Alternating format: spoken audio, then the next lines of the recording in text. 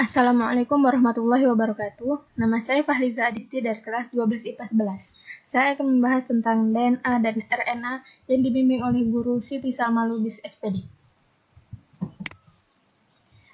Sebelum kita membahas DNA dan RNA, kita membahas materi genetik, yaitu suatu materi atau bahan yang berperan untuk mengatur pewarisan sifat kepada keturunannya dari satu generasi ke generasi berikutnya. Materi genetik pada makhluk hidup umumnya dalam bentuk DNA dan beberapa virus memiliki materi genetik RNA. Jadi, yang membuat manusia bertindak seperti manusia adalah materi genetik. Membuat hewan bertindak seperti hewan, seperti kucing, anjing, dan lainnya. DNA adalah jawaban kenapa kita memiliki warna mata yang berbeda, kenapa mirip dengan orang tua kita. Jadi, materi atau bahan yang berperan untuk mengatur pewarisan sifat kepada keturunannya adalah DNA dan RNA.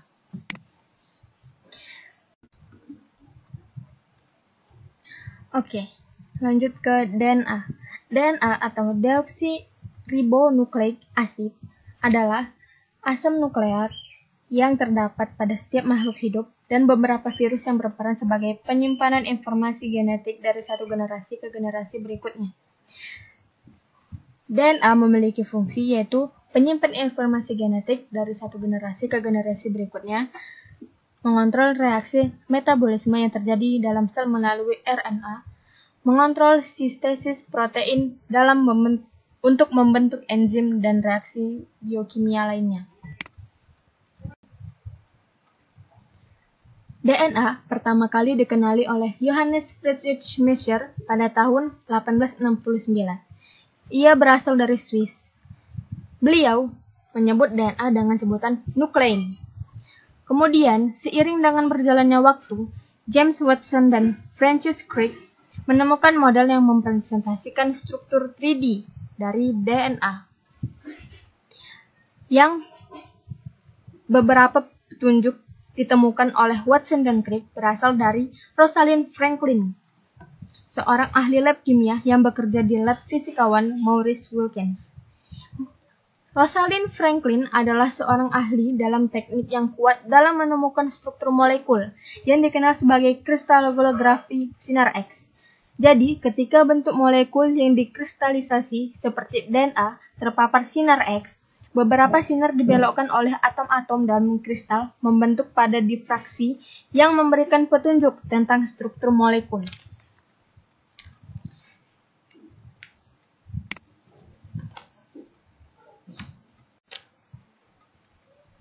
Jadi, Watson dan Crick menemukan bahwa DNA itu memiliki struktur rantai ganda atau double helix. Artinya, terdapat dua buah untai yang terikat paralel satu sama lain yang menyusun suatu DNA. Mereka menyebut DNA adalah polimer yang tersusun oleh monomer yang berupa nukleotida. Setiap nukleotida tersusun atas gugus fosfat, gula pentosa, dan basa nitrogen.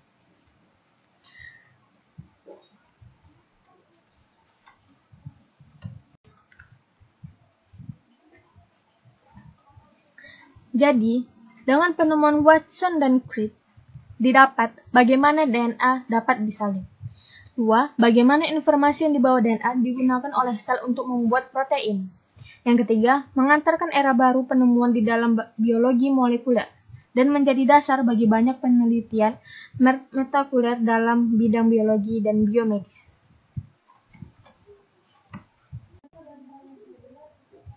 Oke, jadi DNA tersusun oleh banyak nukleotida. Nukleotida terdapat gugus fosfat, gula pentosa, dan basa nitrogen. Gugus fosfat dan gula pentosa terikat oleh atom CH2. Dan gula pentosa yaitu gula deoksiribosa, seperti namanya deoksiribonukleik acid.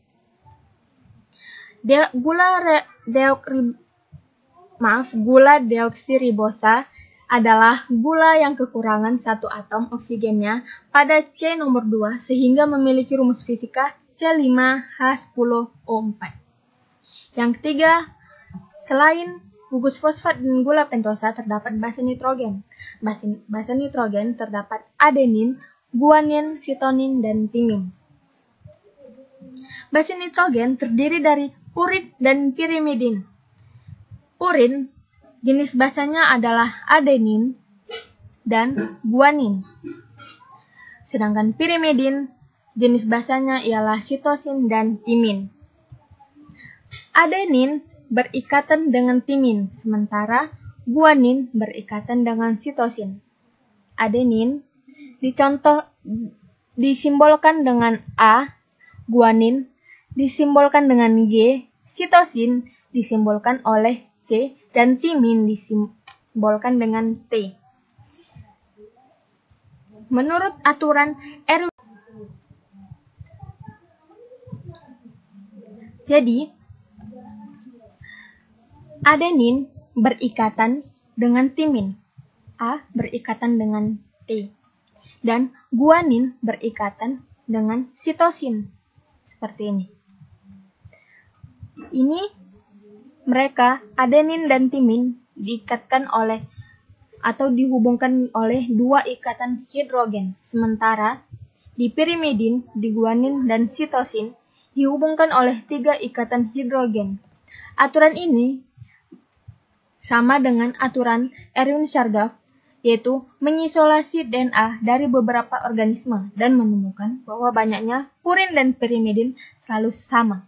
Sehingga didapat rumus A plus G sama dengan T plus C, atau sama dengan adenin ditambah guanin dan timin ditambah dengan sitosin. Jumlah adenin sama dengan jumlah timin dan jumlah sitosin sama dengan jumlah guanin. Oke, yang kedua adalah RNA atau ribonucleic acid, adalah asam nukleat rantai tunggal yang melakukan instruksi yang dikode oleh DNA. Berbeda dengan DNA, rantai RNA adalah tunggal, sementara DNA adalah ganda atau double helix.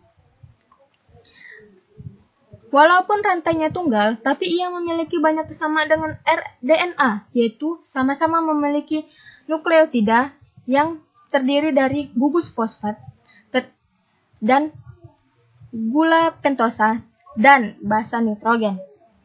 Gula pentosa yaitu gula ribosa dan basa nitrogen memiliki jenis basa yaitu purin, adenin dan guanin, dan pirimidin, sitosin, dan urasil. RNA memiliki banyak nukleotida yang memiliki rantai polinukleotida, yaitu gabungan beberapa nukleotida yang dihubungkan oleh ikatan kovalen fosfodiester. DNA memiliki fungsi yaitu materi genetik pada beberapa virus, yaitu contoh virus rhabdovirus yang penyebab dari penyakit rabies. 2. Membantu DNA dalam melaksanakan instruksi yang dikode oleh DNA. Yang ketiga, berperan sebagai pembawa pesan dari DNA ke ribosom. Dan keempat, membantu ribosom untuk memilih asam amino yang pas dalam pembentukan protein. Jadi, yang didapat RNA adalah rantai tunggal yang melakukan instruksi yang dikode oleh DNA. Oke, kita lanjut ke jenis-jenis RNA. Yang pertama adalah mRNA atau RNA-D. Memiliki jumlah 5-10% dari total RNA dalam suatu sel. Dibentuk atau disintesis dari RNA. Berperan sebagai pembawa informasi genetik dari DNA ke ribosom. Yang kedua ada rRNA. Memiliki jumlah sekitar 80% dari total RNA di dalam sel. Berperan sebagai penyusun ribosom bersama dengan protein. Yang ketiga ada tRNA atau RNA transfer. Yang berperan dalam membawa asam amino menyusun protein. Oke, kita lanjut ke nukleotida pada RNA. Nukleotida pada RNA memiliki gugus fosfat yang terikat dengan gula pentosa yaitu ribosa dan memiliki basa nitrogen yaitu purin yang memiliki adenin dan guanin, sedangkan pirimidin, sitosin, dan urasil.